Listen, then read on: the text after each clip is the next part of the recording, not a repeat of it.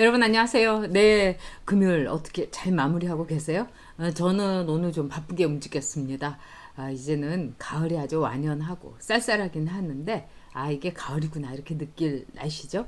이번 주말에 모처럼 이제 2단계에서 1단계로 갔으니까 조심하시면서 좀 자연도 좀 걸어보시고 마지막 남은 우리의 이 올해의 마지막 가을의 느낌 만끽해 보시기 바랍니다. 네, 프레지아정님, 네, 제임스킴님, 네, 벤틀리님, 미지님, 우리 날씨 많이 추워졌어요. 진짜 그렇습니다. 그래서 다들 감기 조심해야 되겠고요. 자, 오늘 뉴스부티크 주제 소개해 드리도록 하겠습니다. 오늘 주제는요, 1번 장하성 룸살롱 고대 교수였다. 그러니까 온갖 이렇게 점잖은 척, 대단한 척은 하는데 알고 봤더니 진짜 고대 교수들하고 이 룸살롱에 가가지고 어떻게 그 학생들이 낸 그 등록금을 가지고 이렇게 룸살롱에서 술을 마시고 그 다음에 수법을 보니까 너무너무 치사한 수법입니다. 자, 장하성 룸살롱 고대 교수였다. 이게 1번 주제고요. 2번은 이낙연 지지율 확 빠졌다. 이게 굉장히 심각한 생각이 듭니다. 지금 한때는 50%까지 갔는데 지금 이낙연 지지율이 오늘 발표한 갤럽에서 19% 그리고 20%는 이재명이 나왔어요.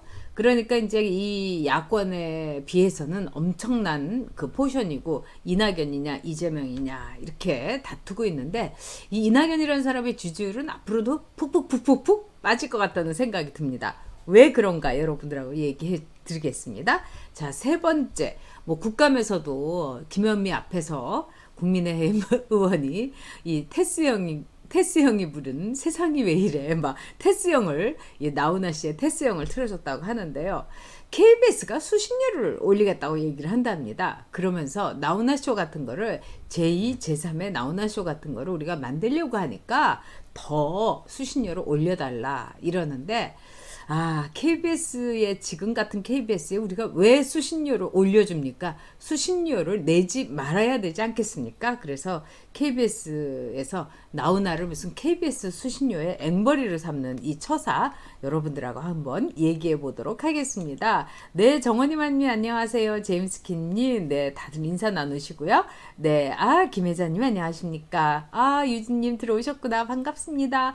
네, 벤틀리님, 그 다음에, 네, 서채영님 안녕하세요. 김성훈님, 네, 다들 또 서로 인사들 하시고요. 자, 그러면 뉴스부터 시작하도록 하겠습니다.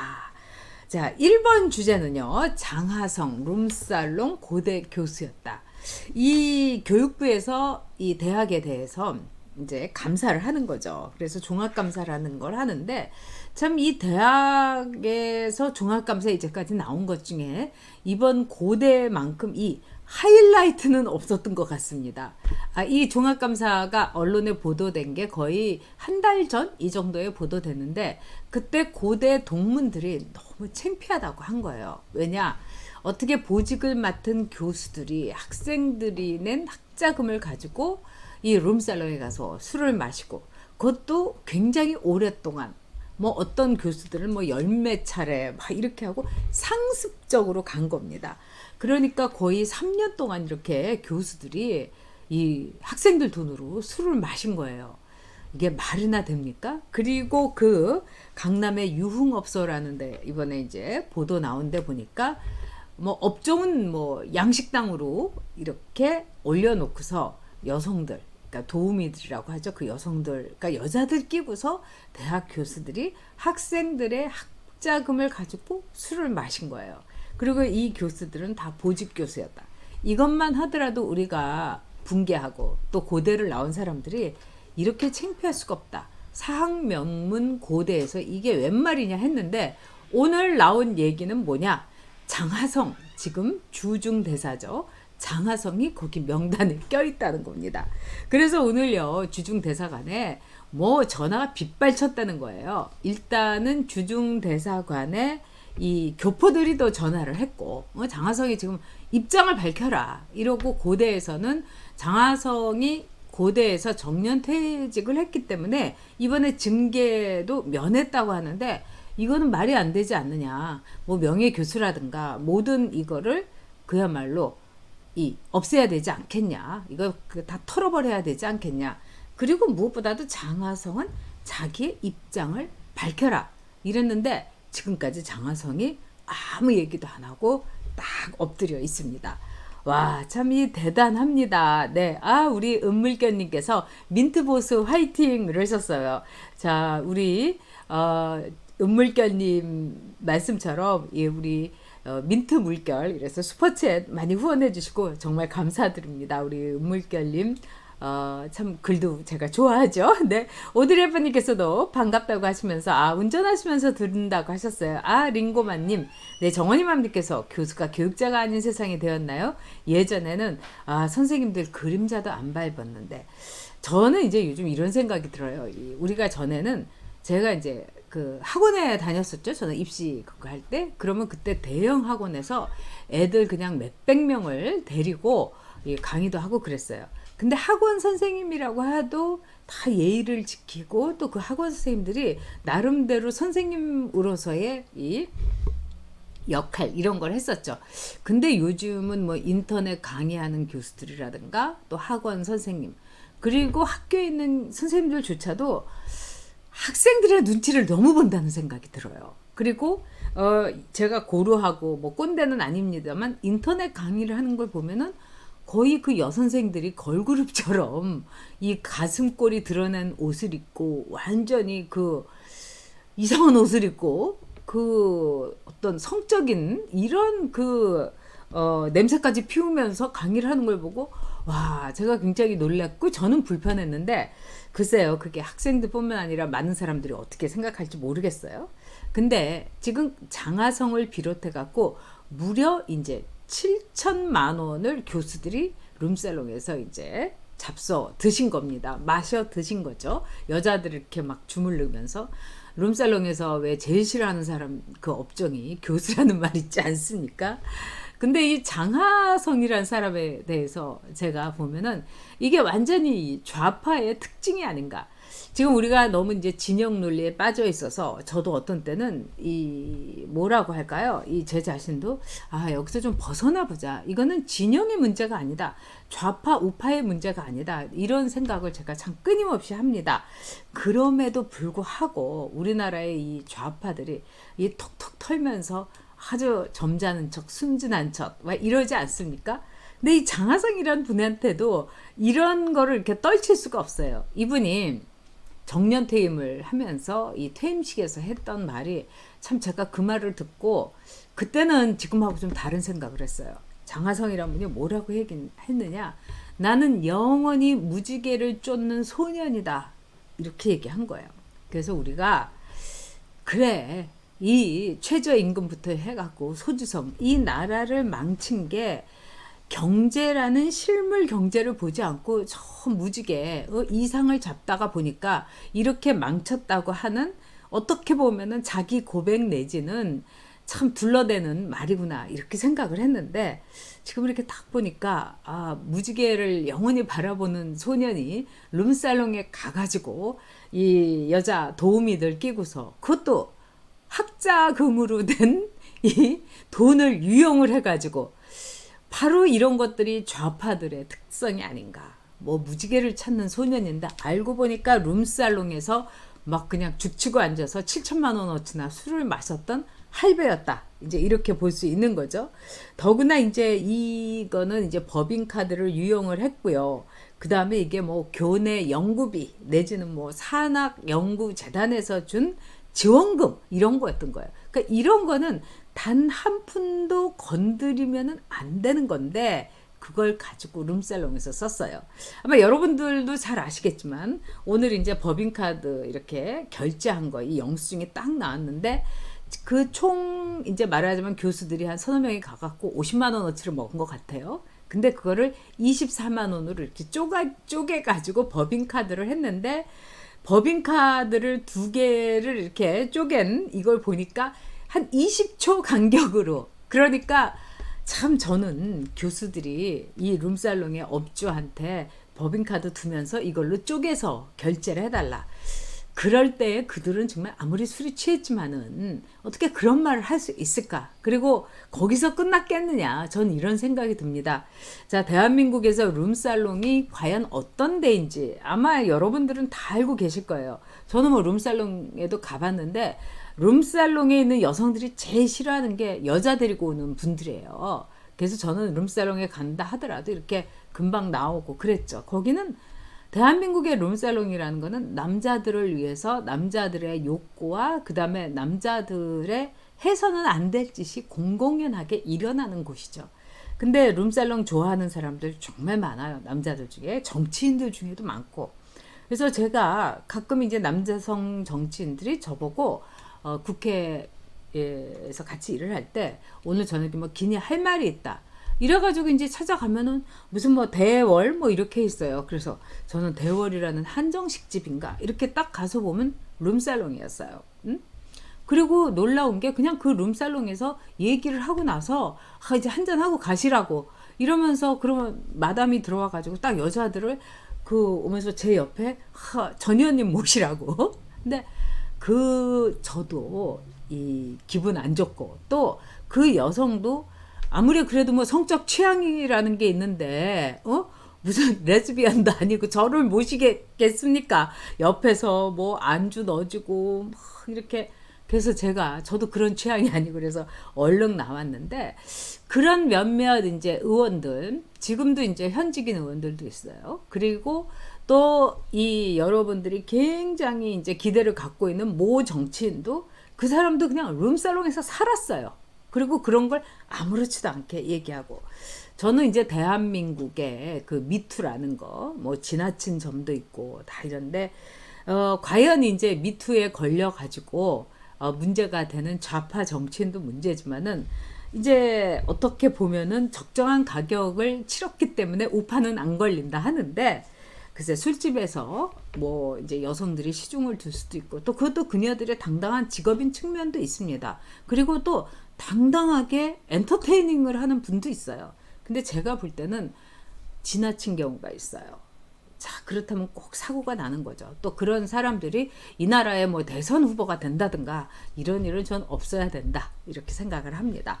자, 여러분들께서도 의견 많이 올려주셨어요. 우리 서채영님께서도 인간 강사들 경쟁이 심해서 인기 유튜버처럼 재밌는 컨텐츠에 성적인 코드도 있고 그렇더라고요. 그렇죠. 저만 느낀 게 아니죠. 근데 저는 어떻게 눈을 어디다 들 수가 없더라고요. 자, 우리 제임스키님께서 저 사람들 항상 저렇게 국가 학생들 돈으로 저런 경제 정책 내는 게 아닌가 싶습니다. 참 정원이맘님도 교육하라고 낸 기부금이 부끄럽다.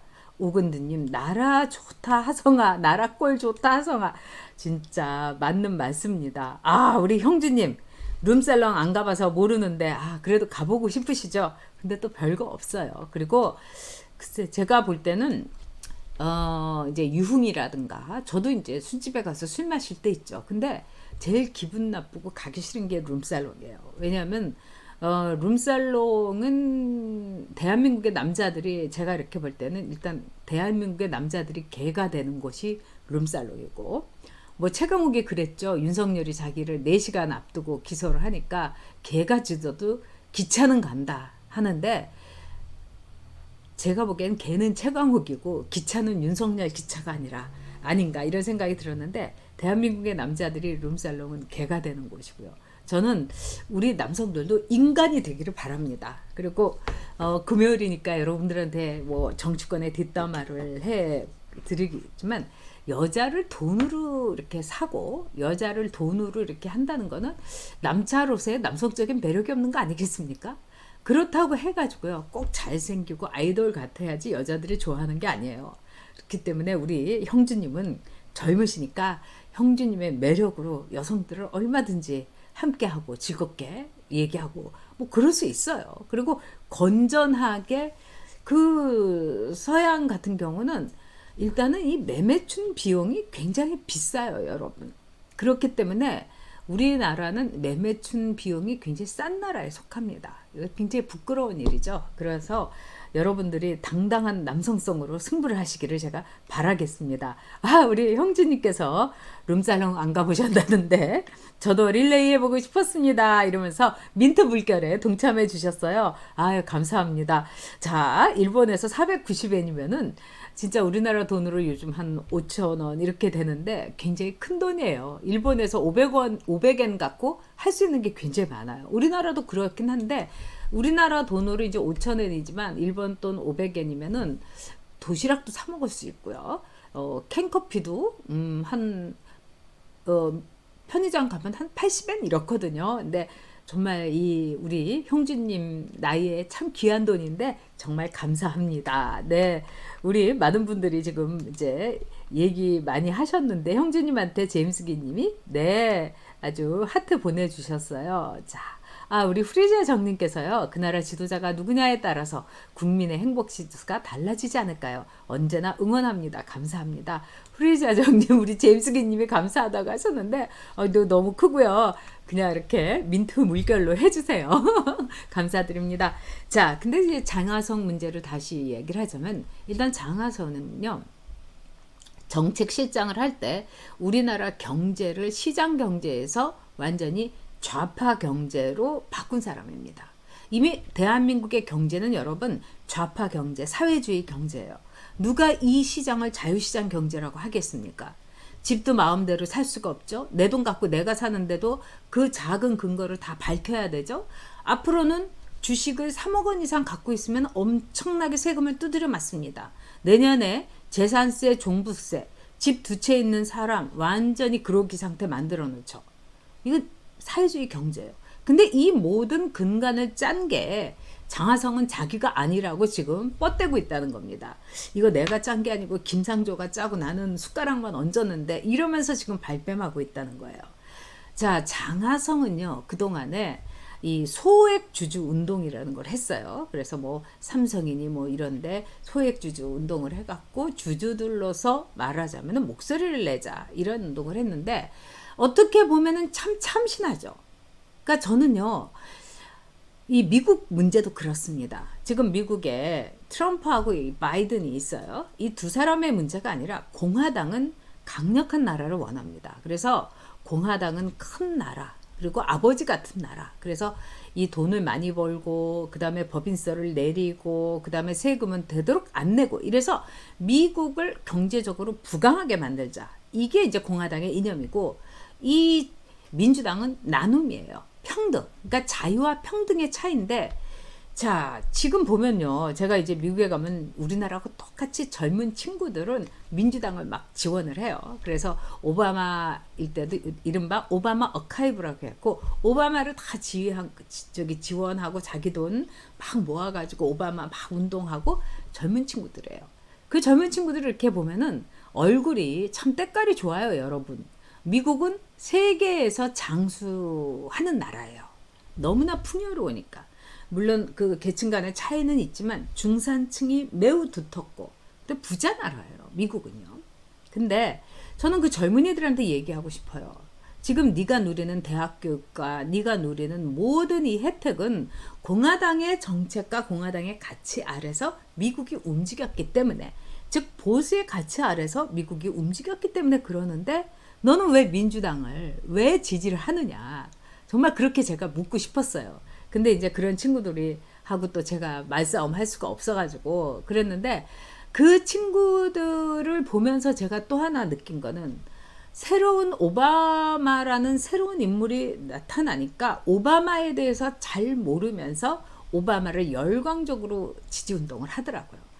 그걸 보면서 어느 나라나 참 마찬가지다 이런 생각을 했는데 이 장하성이 누리는 소액주주 운동을 했지만 결국은 대한민국이 대기업 중심으로 왔기 때문에 대만이라든가 싱가포르라든가 뭐 그때 떴던 말레이시아라든가 이런 나라들을 다 젖히고 우리가 OECD 10위의 국가가 된 겁니다. 근데 이 장하성이라는 사람이 소액주주 운동을 하면서 여러분들한테 제가 꼭 말씀드리고 싶은 게 하나 있어요.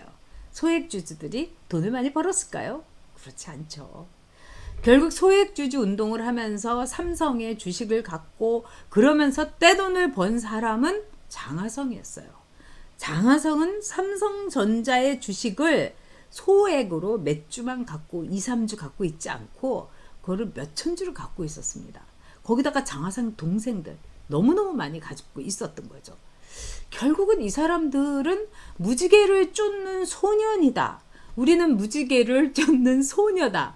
뭐 오지의 마법사 같은 허튼 소리 하고 그 다음에 그 장하진 장관이라고 장하성의 그 동생인 그 아줌마는 조용필 콘서트에 와가지고 막 그냥 형광봉 휘두르면서 일은 제대로 못하고 또 돈은 그렇게 많고 그러니까 무지개를 쫓는다고 한 사람들이 결국 쫓았던 건 뭘까요, 여러분? 돈이었던 거죠.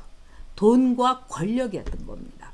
장하성은 정책실장을 하고요. 그런 다음에 참여연대에 말하자면 백업을 받아가지고 4강 대사인 중국에 갔어요. 중국 대사가 얼마나 중요합니까? 근데 우한 코로나 때 장하성이 어디서 뭐 하고 있는지 여러분 보셨습니까? 시진핑이 무슨 얘기를 하는데도 뭐 보셨습니까? 이 문재인이 무능한 사람들만 다 해가지고 주중대사로 보내는 거예요. 자, 나라 경제 말아먹고 외교 말아먹고 이제는 그것도 모자라갖고 고려대 학생들의 진짜 코 묻은 돈까지 그걸 갖고 룸살롱에서 처 말아 드시는 폭탄주로 말아 드신 사람이 바로 장하성, 바로 이 좌파들의 아주 적나라한 얼굴인 겁니다. 네, 자, 장하성 7천만 원 룸살롱 교수, 고대 교수 명단에 들었다. 여러분하고 함께 이야기했습니다. 네, 돈을 쫓는 사람이죠. 하루하루님 말씀대로. 네, 우리 최 프란체스카님도 오랜만에 들어오셨네요. 반갑습니다. 맞아요, 형주님. 돈명하고 똑같아요. 그래서 제가 볼 때는 이제 우파들이 정말 깨끗하고 청렴하고 그 다음에 열심히 일하는 대가 이거를 강조하면은 저는 우파들이 저들의 지저분한 도덕성에 얼마든지 이제 대응할 수 있다 이렇게 생각합니다. 그동안 우파들은 해먹은 사람 뭐 지저분하게 돈 권력 밝히는 사람인데 지금 문재인 정권에서 보세요. 라임에다가 옵티머스 오늘 라임하고 옵티머스 나온 걸 보니까 기도 안 찹니다. 여러분 이 라임에서 이 김봉현이라는 사람이 뭐 청와대 그 전직 변호사에다가 거기다가 전관예우 그 변호사하고 검사하고 룸살롱에서 1,000만 원어치 술을 한 방에 먹였다. 뭐 이런 얘기도 나오지 않습니까? 그런 사람들이 로비를 하고 그거 한 번뿐이겠어요. 자, 앞으로 좌파들의 그 지저분한 거 아주 절절하게 나올 겁니다. 네, 우리 포일변님께서 장하성은 다른 형태의 주가 조작범입니다. 맞습니다. 삼성을 공격하면서 삼성으로부터 고대 교수 시절 기부받아서 학장까지 간 인물입니다. 그렇죠. 또 그리고 삼성이 그런 식으로 너무나 많은 일을 했습니다. 저도 그래서 삼성에 대해서는 참 여러 가지로 생각이 복잡합니다. 네, 양심불량이죠. 우리 유진님 말씀대로. 네, 자 그러면은 좋아요 여러분 눌러주시고요. 네이버 카페 여옥 대첩에도 회원으로 많이 들어와 주세요. 우리가 거기에서 이제 선거와 이 모든 것에서 우리가 역할을 행동을 해야 되지 않겠습니까? 자, 그러면 두 번째 주제 이낙연 지지율 확 빠졌다. 자, 이낙연 지지율 오늘 갤럽에서 얘기했는데 이재명이 20%가 되고 이낙연이 19%가 됐습니다.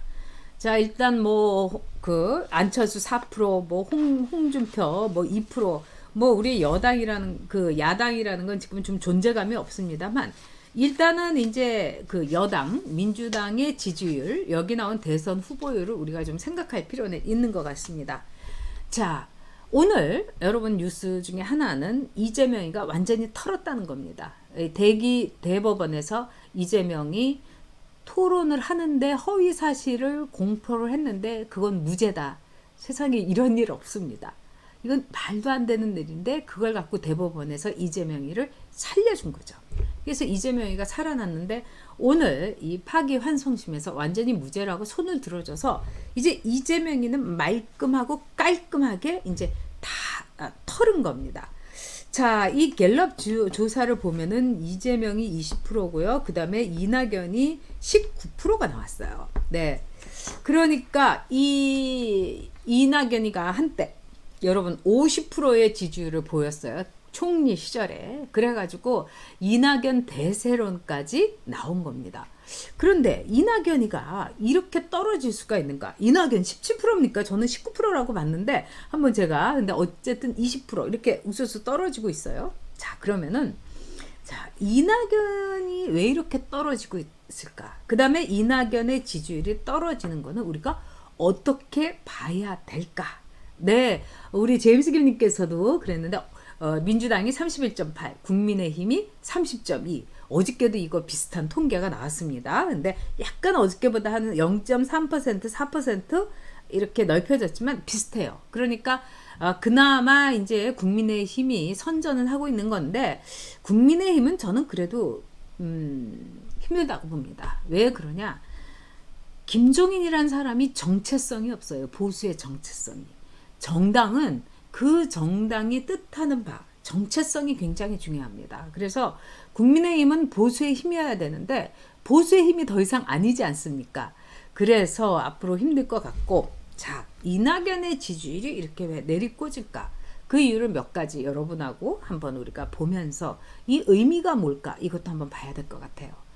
이낙연의 지지율이 떨어지는 것은 문재인의 지지율이 떨어진다는 거에 일종의 예고편이다. 이렇게 볼 수 있습니다, 여러분. 이낙연 지지율이 치솟았을 때는 문재인이의 국무총리로서 문재인의 아주 훌륭한 조력자이기 때문에 이 문바들이 이낙연이를 많이 지지를 했던 거예요. 막 지켜달라 이렇게요. 이런 거는 정치에서는 상당히 여러 가지 효과가 있습니다. 그래서 박근혜 대통령을 이거 박근혜 후보 시절에 또는 박근혜 의원 시절에 대표 시절에 많은 정치인들이 거기에다가 막 충성을 하고 박근혜의 오른팔 신복 이런 말을 그렇게 듣고 싶었던 건 뭐냐면 박근혜를 지지하는 사람이 말하자면 박근혜를 지지하고 조력한다고 도움을 주고 있는 뭔가 이 박근혜와 함께 움직이고 있는 사람에 대한 지지도 같이 상승하기 때문입니다. 바로 이낙연은 그 상승 효과를 갖고 있는 거예요. 자, 그래서 문재인이 잘 나갈 때 이낙연도 잘 나갔던 거죠. 근데 문재인의 지지율은 지금 문바들에 의해서 이렇게 지탱을 하고 있지만은 이낙연의 지지율이 이렇게 많이 훅 빠진다는 것은 실질적으로 문재인의 지지율이 확 빠지고 있는 하나의 바로미터다, 잣대다. 이렇게 여러분이 생각하시면 됩니다. 그래서 아니 도대체 이 미친 나라에서 누가 아직도 40%를 문재인을 지지해.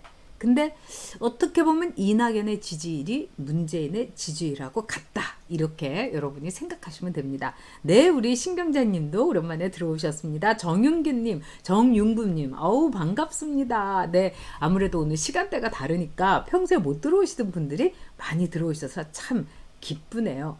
자, 우리 정호영님께서 홍준표 빼고 황교안, 안철수, 오세훈, 윤석열, 차기 윤석열 뭐 이런 여러 가지 있죠. 최현희님, 김종인 할배 아웃. 네, 다들 아웃 하셨어요. 자, 그 다음에 두 번째는 이낙연의 지지율이 빠지는 이유. 제가 며칠 전에 여기 외신 기자들을 만났어요. 아직도 이제 그때 이제 뭐 친하던 외신 기자들도 있고, 그런데 그 외신 기자들 중에 이제 몇 명 섞여가지고 만났는데 또 한국에서 이렇게 남아서 다른 비즈니스를 하는 경우도 있어요. 근데 그분들도 궁금할 거 아니에요. 그리고 이제 이낙연에 대해서 기사도 쓰고 그러는데 왜 그렇게 이낙연은 좋아하는 사람이 없느냐고. 응? 그러면서 이 동아일보 출신들만 이낙연을 안 좋아하는 거냐, 뭐 전남도청에 있는 공무원들만 안 좋아하는 거냐, 뭐 이런 얘기가 있었어요. 근데 이제 이낙연을 안 좋아하는 이유 이런 거는 뭐 제가 여러분들에게 많이 말씀을 드렸지만 이낙연이 진짜 그 고등학교 다닐 때 광주 일고를 다녔는데 그때 광주 일고를 이낙연하고 같이 다닌 사람에 따르면은 그렇게 국어를 잘했답니다. 그래서 국어 점수 같은 게 굉장히 맨날 이렇게 높아가지고 선생님이 국어 선생님이 이뻐했대요. 그래갖고 그때 이 저기 습관이 남아서 토시라든가 뭐 따옴표 넣을 때 왜 쌍따옴표를 안 넣고 막 이런 거 기호 이런 거에 굉장히 민감하다는 겁니다. 그래서 전남도지사 시절에도 홍보팀에서 이렇게 보도자료를 내잖아요. 그러면은 그걸 갖고 딱 빨간 펜 선생님처럼 그 바쁜데도 막 지우고 왜 이런 용어를 썼느냐, 왜 여기에다가 꺽쇠를 했느냐 이런 걸 한다는 거예요. 그러니까 굉장히 중요한 것도 아니고 그러면서 이런 걸 갖고 어떻게 뿌렸냐 그러면 이미 뿌렸는데요 홍보실에서 그러면은 막 불같이 화를 내면서 볼펜 던지고 난리를 치면서 다 걷어오라고. 그래가지고 홍보 자료 다 걷어오는 것도 이 홍보실의 큰 말하자면 일이었다는 거예요. 그렇기 때문에 이낙연 밑에서 일하거나 이낙연과 함께 이렇게 기자 생활을 한 사람은 다들 절레절레, 저도 절레절레입니다. 자, 그래가지고 왜 그렇게 좋아하는 사람이 없냐? 그러니까 이낙연은 자기 빼놓고는 모든 사람에게 가혹한 사람이다. 아니 홍보실에서 그 뭐 공무원들이 큰 게 아니면은 아랫 사람들이 큰 실수를 안 하면은 그거는 그냥 넘어가는 게 이 어른이고 또 잔챙이처럼 이렇게 할 게 아닙니다. 그걸 하나의 메뉴로 딱 정해주면 되는 거죠. 근데 남의 실수하는 걸 못 참는 거예요. 그리고 세상에서 제 아이가 제일 잘난 거예요. 그러니까 이낙연은 사실은 국어 선생을 하면서 고등학교의 국어 선생님이나 중학교의 선생님을 하면은 굉장히 잘했을 인물이다. 그리고 세 번째, 이낙연의 문제점은 뭐냐? 열등감이 굉장히 많은 사람이에요. 그래서 또 거기 있는 사람이 이제 이낙연하고 같은 이제 고향 사람인데 한마디로 열등감이 많아서 열폭하는 사람이다. 이런 말을 하는 거예요. 그랬더니 아니 열등감을 이낙연이 가질 게 뭐가 있냐? 서울대 법대 나왔지, 동아일보 기자했지, 잘 나가지 않았냐? 근데 이낙연은 열등감에 투성이에요. 첫째, 이낙연은 서울대 법대를 간 것까지는 좋은데 고시를 이제 패스하려고 했던 거죠. 안 된 거예요. 절에 들어가서도 공부하고 그래서 고시를 패스하지 못한 것에 대한 열등감이 굉장히 있다는 겁니다. 그래서 이낙연이 싫어하는 이 사법 고시 패스하는 사람 다 싫어한다는 거예요. 두 번째, 이낙연은 또 이제 도쿄 특파원을 하면서 이 청운의 꿈을 꾸고 막 정치부장도 하고 막 잘 나가고 싶어 했던 거죠. 그런데 동아일보에서 잘 나가지 못했어요. 그리고 후배들이 다 싫어했어요. 그래서 동아일보에서는 이낙연을 무지무지 싫어하고 그러는 이낙연도 동아일보 별로 좋아하지 않습니다. 그 다음에 또 뭐냐면은 이건 기자로서 이낙연이 별로 기사를 열심히 쓰지 않았어요. 그리고 일단 취재를 열심히 하지 않아서 뭐 칼럼이니 뭐니 이낙연이 글을 잘 썼다는 얘기는 여러분 못 들어보셨을 거예요. 막 이렇게 뭐 이구라라는 설명도 있고 그래서 막 그 말을 잘하고 이 말 따먹기, 농담 따먹기, 말장난 이런 거를 총리로서 했기 때문에 저는 굉장히 이낙연 싫어했습니다.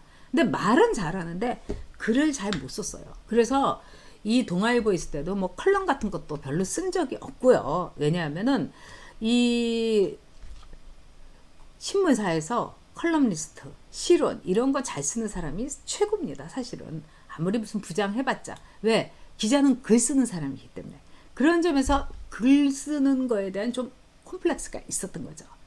그런데 결론적으로 이런 얘기를 다 하니까 거기에 있는 한 특파원이 이 떠듬떠듬 한국말로 물어보는 거예요.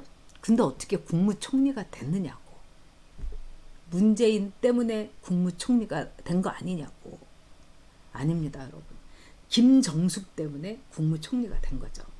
사실은 지금 청와대에서도 이제 여러 가지 이렇게 들리는 얘기를 보면은 청와대 권력 서열 1위는 김정숙이에요. 그리고 김정숙이 지금 제가 보기에는 굉장히 많은 일을 했습니다. 여러 가지를. 해서는 안 될 일도. 근데 김정숙이가 호남에 가보니까 아주 분위기가 대선 후보로 막 뛰고 있을 때 너무너무 싸늘했던 거예요. 그리고 이제 호남에서 표가 안 나왔던 거죠. 근데 호남에서 이 문재인이 표가 안 나왔던 이유는 뭐냐? 거기에 이제 깃발을 들고 다닌 사람이 있었던 거예요. 문재인은 안 된다고. 누구냐? 여러분도 이제 기억에 있으시겠지만은 그 당시에 노무현 때 인사수석을 했던 정찬용 수석이라는 사람이 있었어요. 이 사람 호남 사람입니다. 근데 이 사람이 이제 이 낙향을 해갖고 고향에서 있으면서 문재인 얘기만 나오면 막 거품을 품고서 안 된다고 한 거예요. 또 왜 안 됐냐? 뭐라고 하고 다녔냐? 내가 인사수석이었을 때 사람에 대해서 이제 파일을 올리죠. 인사 파일을. 그러면은 그 인사 파일을 이렇게 보면은 거기에 대해서 걸르고 필터링 하는 사람이 누구냐? 민정수석이었던 그 당시에 문재인이었던 거예요. 근데 문재인이 이렇게 딱 보면 고향 전라남도 광주, 뭐 해남, 내지는 뭐 군산 이러면 호남 사람들 거 다 뺐다는 거예요. 그래서 실제로 노무현 정권 때 여러분도 아시다시피 호남 사람들이 그렇게 특별한 경우 빼놓고는 관직에 많이 못 갔어요. 그래서 호남에서 그거 갖고 이렇게 하고 있었죠. 근데 그 이유가 뭐냐? 문재인이가 하도 호남 사람을 싫어해서 그렇다. 제가 여러분께 말씀드렸지만 문재인이 이 호남 사람 우리 아버지 양말 장사할 때 사기를 친 게 뭐 전라남도 뭐 남원 사람이었다. 이렇게 대통령 나간다는 사람이 그 고장까지 박은 거예요. 그래가지고 막 정찬용이 그렇게 떠들고 다니는 거예요. 그러니까 전라도 사람들이 그냥 문재인이만 나타나면 그냥 쌩한 거예요. 그래가지고 이 정숙 씨가 말하자면은 그 호남에서 또 굉장히 나름대로 역할을 하는 유지한테 어떻게 하면 좋겠냐고 이랬더니 뭐라고 하냐면은 문재인이 하기 전에 여기 내려와가지고 사람들을 이 정숙 씨가 좀 돌아다녀라. 그리고 이 이낙연 지사의 부인한테 부탁을 해갖고 같이 좀 손잡고 다녀봐라. 이낙연 지사는 별로 인기가 없지만 그 부인이 아주 그 사분사분 해갖고 이 사람 만나는 친화력이 좋으니까 그 부인 손을 잡고 다녀라. 이렇게 얘기를 한 거예요. 그래서 정숙이가 같이 이낙연 부인 이름이 김숙희예요. 정숙이하고 숙희하고 신나게 다닌 거예요. 그러면서 우리 남편이 이 대통령이 되기만 하면은 호남 사람을 내가 엄청나게 등용을 시키겠다. 이런 거예요. 그러면 여러분 그 상황을 여러분 눈으로 지금 확인하고 계시지 않습니까? 자, 이낙연이 국무총리 된 걸 비롯해 갖고 지금 웬만한 사람들은 군인부터 경찰부터 뭐 다 할 것 없이 그냥 싸그리 다 호남이에요. 어떻게 해서 이런 일이?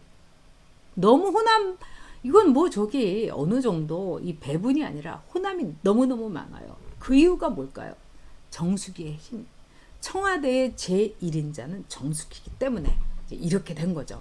자, 여러분들께서도 아마 이 이낙연의 이 스토리가 아마 이해가 되실 거예요. 네, 우리 오드리 헵번님께서 네, 더 힘내시라고 여옥 동지들 에너지 들을게요. 뿜뿜뿜. 예, 우리 헵번님 참 꼭 뵙고 싶습니다. 네, 정윤구님 에너지 무지하게 받았어요. 감사합니다.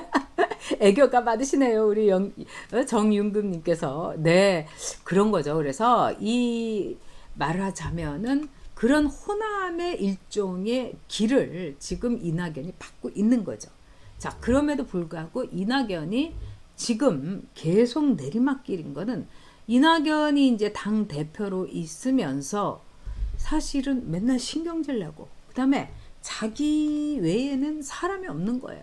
그러니까는 거기서도 맨날 막 지금 또 고치고 앉아 있고 이러니까 당내에서 사람을 쫓는 거예요. 근데 지도자라는 건 여러분 늘 품어야 되고 누가 잘못을 하더라도 그거를 자기가 무한 책임지는 게 지도자인 거예요.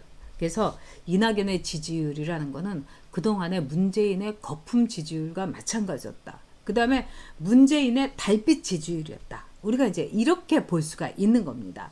그래서 앞으로 이낙연 대 이재명의 구도 속에서 그동안의 이재명이가 이낙연보다는 굉장히 차이도 지고 그랬는데 지금 법적으로 클리어를 이제 시켜준 거 아니겠습니까?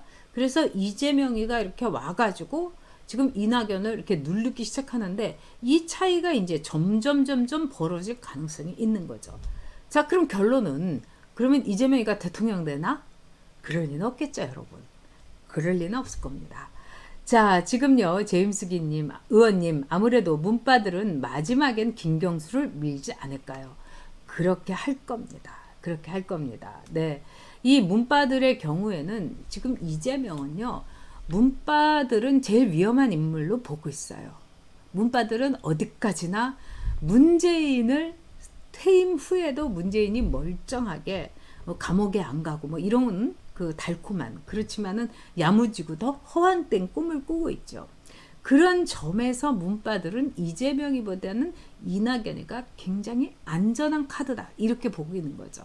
하지만 문재인은 원하는 사람은 김경수일 겁니다. 자신의 수행 비서였고 자기의 모든 것을 공유하고 있고 나를 절대로 건드리지 않을. 그 다음에 문재인하고 김경수는요 굉장히 비슷해요 여러분.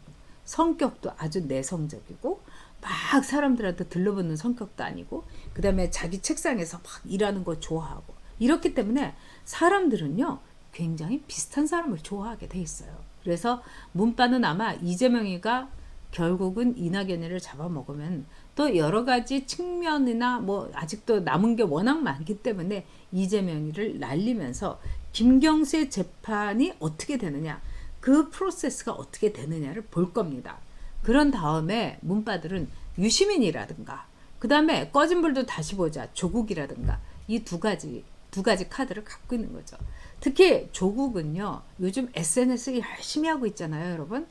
SNS를 정말 요즘 보면 개도 소도 다 한다. 그러니까 최강욱이도 SNS를 해갖고 페이스북에다가 윤석열에 대해서 뭐 쫄았나 보다 뭐 이런 거 이제 올리고 있는데, 그걸 제가 보면서 아 걔도 페이스북을 요즘은 하나 보지? 뭐 이런 생각이 들었어요. 근데 어쨌든 조국이 페이스북을 그렇게 열심히 한다는 거는 대권 후보로서 조국의 미련을 갖고 있다는 거죠.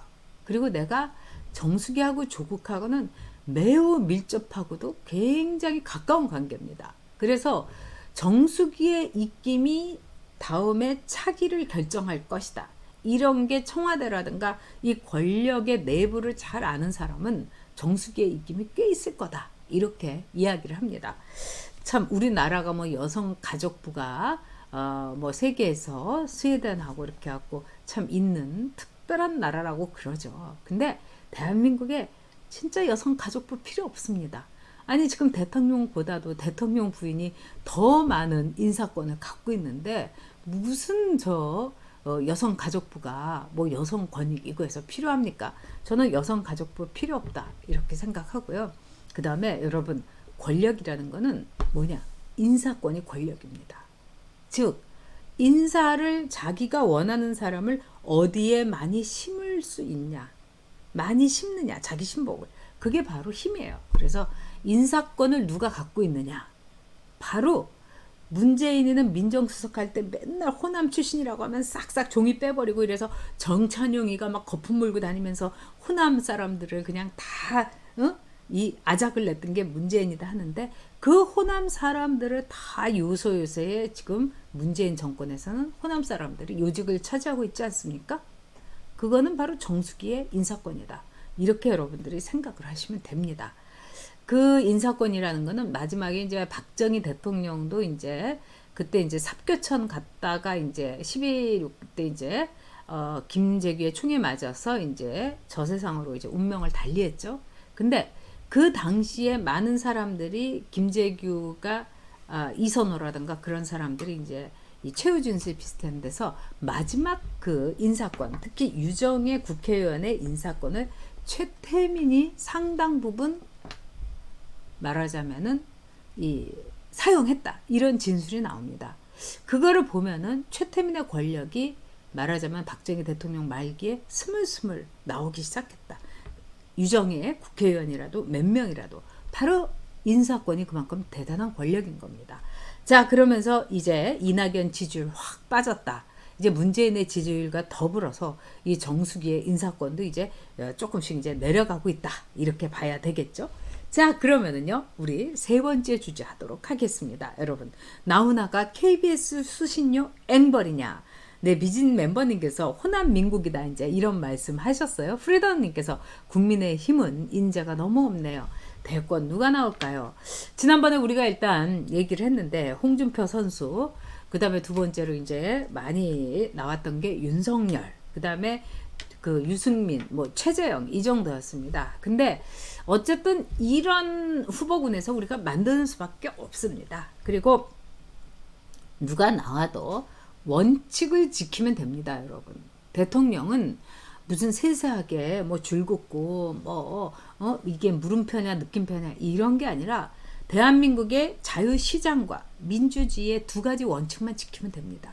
그렇기 때문에 누가 나와도 문재인보단 잘할 수 있어요. 근데 문제는 뭐냐?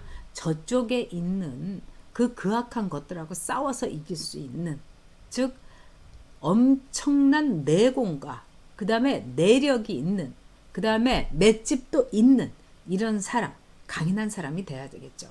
그 다음에 우파에서 대통령으로 당선된다 하더라도 여러분 180석에 이 의회하고 싸워야 되는 아주 엄청나게 국민들의 마음을 휘어잡고 그 다음에 여론을 움직일 수 있고 이런 사람만이 대통령이 돼야 되는 겁니다.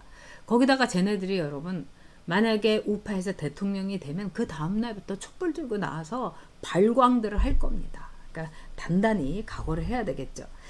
자, 여러분들 이제 나훈아라는 이 가수, 그러니까 오늘 제가 점심을 제 친구하고 먹었는데 또 이 걱정을 여러분하고 똑같이 했어요. 그래서 아니 나훈아는 어때? 그리고 이제 레이건 얘기가 나온 거예요. 지금 우리 오늘 성림원님이 근무신 것 같아서 안 들어오신 것 같은데 우리 성림원님께서 레이건 11이라고 해갖고 레이건의 책에 대해서 한번 글을 올리신 적이 있는데 굉장히 감동이었어요. 그래서 저도 그 책을 샀거든요. 근데 오늘 그래서 이제 제가 레이건에 대해서 이제 이런저런 얘기하면서 앞으로 이제 우리 우파에서 나올 사람은 레이건처럼 일단 좀 신수가 좀 좋고 그 다음에 좀 등치도 있고 그 다음에 레이건을 미국 국민들이 그냥 보기만 해도 기분 좋아했다는 거예요. 왜냐하면은 참 허여멀겋고 잘생기고 늘 여유 있고 그러면서 국민들한테 말하자면은 이제 호감을 갖게 되고 그러니까는 뭐 그때 레이건이 이제 한번 총살을 이 피격이 된 적이 있죠. 그래가지고 막 하는데 그 순간에도 그 낸시가 오니까 여보 내가 조금 더 숙이는 거를 깜빡했어 이러면서 그 와중에도 유머러스하게 대응을 하고 지금 뭐 TV 토론 바이든하고 그 트럼프하고 하는 TV 토론을 보면 너무 난타전이라서 이 미국 사람들도 막 창피하다고 하는데 레이건이 그랬지 않습니까? TV 토론할 때 그때 몬데일이 너무 나이가 많다 어쩌졌다 이런 얘기 너무 너 고령 아니냐 이랬더니 나는 상대방의 미경험과 그 다음에 어린 나이를 비난할 생각이 없다 이러면서 멋있게 넘어갔어요. 근데 레이건이 그동안에 이제 대통령을 하고 그 다음에 레이건이 이제 이 미국 영화배우 이 조합장도 하고 뭐 여러 가지 했죠. 그 다음에 캘리포니아 지사도 하고 그랬는데 오늘 저하고 만난 친구가 보면은 우리는 레이건을 그냥 영화배우고 사람 기분 좋게 해주고 어떻게 보면은 이 배우 노릇을 한 대통령이다 이렇게 생각을 하는데 레이건이 쓴 글을 보면은 그 대부분의 글을 레이건이 다 수정하고 고치고 그랬다는 겁니다. 레이건은 패티 누넌이라고 아주 그 불세출에 뛰어난 라이터가 있었어요. 그래서 그 라이터가 자유시장 경제와 그 다음에 미국의 가치 정말 Great America Again 뭐 할 것도 없이 위대한 미국을 레이건 시절에 만들었던 거죠. 근데 패티 누넌이 글을 워낙 잘 썼고 레이건이 그거를 액팅을 즉 배우로서 연기를 굉장히 잘해갖고 미국 사람들이 그냥 텔레비만 보면 기분 좋아지고 막 이렇다고 했는데 실제로 레이건이 그 모든 것을 다 썼고 레이건이 자기의 확고한 사상을 갖고 있었다는 겁니다. 그래서 그런 뜻으로 치자면 나훈아 아저씨도 괜찮은 거죠. 나훈아 씨가 이번에 얘기했던 거 확고한 자유민주주의와 말하자면은 시장 경제를 얘기를 한 거죠. 내가 돈 안 받을 테니까 그 대신에 모든 거는 내 뜻대로 해라. 편집하면 안 된다. 이건 딜을 한 거죠. 자, 그런데 이 나훈아를 통해서 우리가 위로를 참 많이 받았죠. 미국인들이 이 레이건의 모습을 보기만 해도 그냥 입이 이렇게 올라간 것처럼. 근데 KBS의 양승동이라는 사장이 뭐라고 하느냐. KBS 수신료를 40년 동안 올리지 않았으니까 올려달라. 나훈아 쇼 같은 거를 제2, 제3의 나훈아 쇼를 만들겠다. 이런 말을 한 거예요. 제가 진짜 양승동이 아파서 해줄 말이 있습니다. 다음에는 나훈아 씨는 KBS에 출연 안 할 거라고. 아니 나훈아가 왜 KBS 무슨 전속도 아니고 KBS가 그런 쇼를 KBS만 만들 것도 아니고 다음엔 TV조선에서 만들 수도 있는 거 아닙니까? 그러지 않아도 많은 분들이 왜 KBS에 나훈아 쇼를 했냐. 나훈아가 다음엔 채널A나 TV조선에 나가라 이런 말도 한 거죠. 자, 정리를 하자면은 KBS 수신료는 여러분 없애야 됩니다. 그리고 KBS 수신료를 없애겠다고 국민의힘에서 이 정책을 낸 거 그거 하나는 저는 마음에 든다고 생각을 합니다. 자, 지금요 KBS와 MBC는요 정권의 홍보 방송이고 그 다음에 우리 국민들에게 분노와 슬픔을 주는 방송입니다. 또 뿐만 아니라 KBS에서 하는 토론 프로그램이라든가 일부 교양물 같은 거는 굉장히 친북적인 것이 많습니다. 저는 정말 KBS에 분노합니다. 그런데 우리가 홍수가 나도 제대로 재난방송도 안 하는 KBS의 시청료를, 수신료를 우리가 왜 내야 됩니다. 왜 내야 됩니까? 그 다음에 KBS는커녕 MBC에서도 우리도 수신료 달라고 하는 겁니다. 안 보니까요. 자, 지금 MBC 같은 경우는요, 여러분 그대로 두면은 MBC는 망합니다, 여러분. 지금 자본 잠식이 어마어마하고요. 자기 눈에 어긋나는 직원들을 명태금을 막 이만큼 얹어갖고 다 쫓아내는 거예요. 그래서 정말 벌갱이들만 앉아가지고 방송하고 있는 거예요. 이런 방송을 우리가 공영방송이라고 할 수 있습니까? KBS에서 지금 얼마나 많은 가짜 보도를 했습니까? 채널 A 그 이동재 기자하고 한동훈하고 말하자면 그런 것도 없는데 한동훈을 완전히 그렇게 몰아세우고, 그리고 양승동이라는 사람은 자기가 사과했다고 하는데 한동훈은 언제 그런 사과를 했느냐고 얘기를 했습니다. 이런 왜곡 보도, 그 다음에 KBS가 그동안에 했던 여러 가지 공영방송으로서는 너무나 기가 막힌 KBS의 악행이 있었던 거예요. 그래서 제 선배님들은 평생을 KBS에서 정년 퇴직을 하신 그 분들이 뭐라고 하느냐, KBS를 불태워버리고 싶다. 어떤 때는 KBS에다가 폭탄을 던지고 싶다. 왜? 내가 평생을 바치고 이랬는데 저렇게 KBS를 망가뜨릴 수가 있느냐, 이런 거죠. 그런데 뻔뻔스럽게 나훈아 쇼를 또 할 테니까 KBS 수신료를 올려달라? 진짜 살다 아마 나훈아 씨도 기가 막힐 겁니까? 그럼 나훈아는 무슨 KBS 앵벌이었다는 얘기입니까? 그리고 KBS가 올바른 뉴스를 보내고 균형 있고 공정한 뉴스를 보내면은 정말 사람들이 국민의 방송으로서 KBS를 대접을 해줄 텐데, 지금 아마 텔레비전 안 보시는 분들도 많고요. 그냥 TV조선 뉴스나 이렇게 보고, 그 다음에 유튜브 대부분 보고. 왜?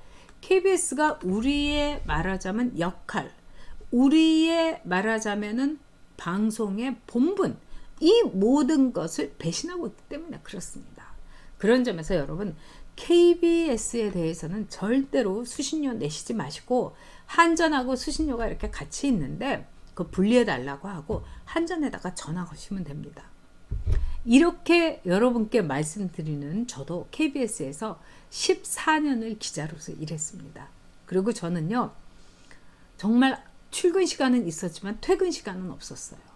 그리고 일요일에도 나와서 근무했습니다. 그리고 기자한테는 일요일도 없었어요. 제 가장 에너지가 찬란했던 시절의 에너지와 제 이 무지개를 쫓았던 이 아주 순진했던 언론인으로서의 제 열정이 받쳐진 곳이 KBS입니다. 저는 그래서 더 KBS를 용서할 수가 없습니다. 그러니까 정말 나훈아를 앵벌이로 시켜갖고 KBS 수신료 타령, 여러분들 그냥 올킬 해버리시기 바랍니다.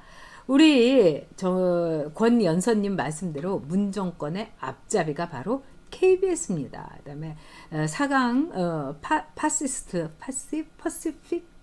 퍼시피스트, 네, 자, 제가 빨리 지나가가지고요. 네, 다 옳은 말씀이고요. 자, 우리 정원희 맘님께서요, 차태현 아버님 평생 감사하다며 KBS 화장실 청소했다는 유일한 후일담도 있습니다. 그런 KBS가 무너지는 걸 보면 얼마나 기가 찰까요?